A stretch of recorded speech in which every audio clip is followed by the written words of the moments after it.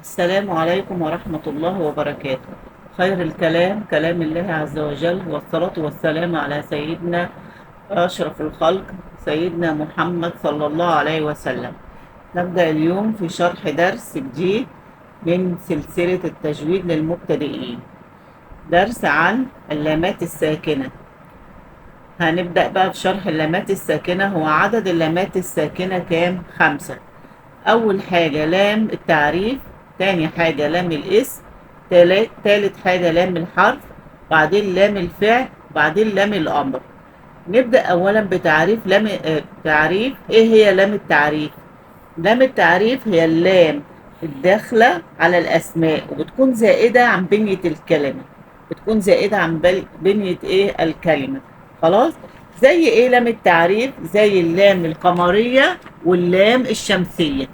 اللام القمرية دي بيكون حكمها الإظهار، واللام الشمسية بيكون حكمها الإدغام. خلاص. هنبدأ بقى ناخد بالظبط كده يعني ايه هي اللام القمرية. اللام القمرية هي تكتب وتنطق، يعني بنكتب اللام القمرية وبتنطق، ولا يأتي بعدها حرف مشدد. خلاص. وحكمها الايه؟ الإظهار. كانوا مجمعينها في كلمة اسمها أبغي حجك وخف عقيمة. وخف عقيمة دي كنا مجمعين اللي هي ايه اللام القمريه في ايه في المجموعه ايه في الكلمات دهي. نيجي نشوف بقى اللام الشمسيه. اللام الشمسيه تكتب ولا تنطق، واللي بيجي بعدها بيكون حرف ايه؟ مشدد. يعني لما بنيجي في حرف كده في اللام الشمسيه، فهي بنكتبها بس مع النطق ما بننطقهاش، وبيجي بعدها حرف ايه؟ مشدد. باقي الحروف الهجاء بقى من بعد القمرية هي بتكون ايه؟ الحروف الباقية دي بتكون اللام ايه؟ حروف اللام الايه؟ الشمسية. خلاص. يبقى احنا كده خدنا اللام التعريف، وشرحناه اللام القمرية واللام الايه؟ الشمسية، هي دي من ضمن اللام الايه؟ التعريف. خلاص. نيجي تاني حاجة نتعرف بقى على لام الاسم.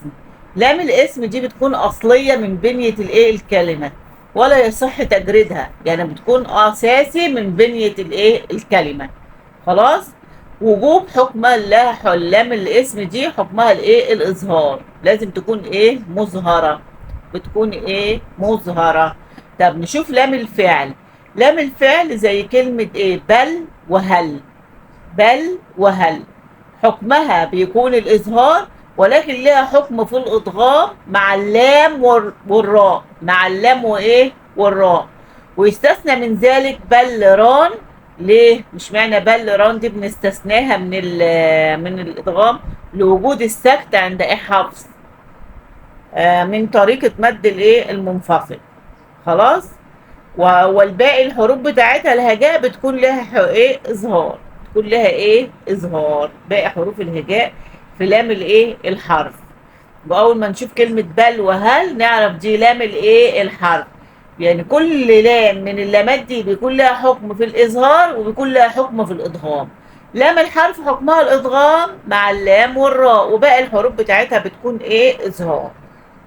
تمام كده. هو نيجي نشوف بقى لام الفعل.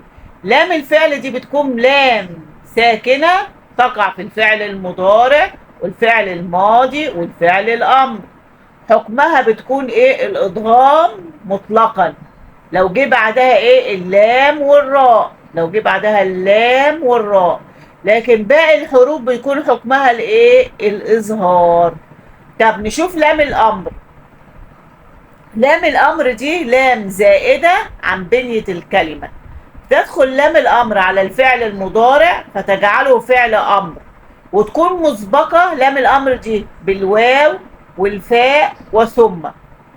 خلاص اتفقنا.